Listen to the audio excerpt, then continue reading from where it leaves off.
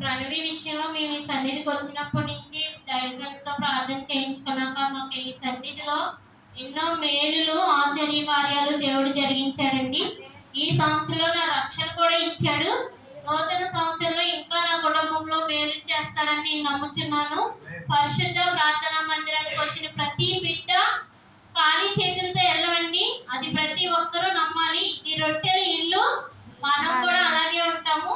దాన్ని బట్టి దేవునికి వందనాలు. నూతన సంవత్సరం ఎదుర్కోవచ్చుండగా నేను ఇంకా సంతోషకరంగా ఉంటానని నాకు దేవుడు వాగ్దానాన్ని ఇచ్చేశాడు.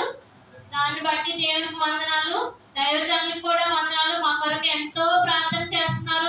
దైవజనులు చేసిన ప్రార్థన నాకు అన్ని విషయాల్లోనూ వేలుకరంగా నిలిచాము.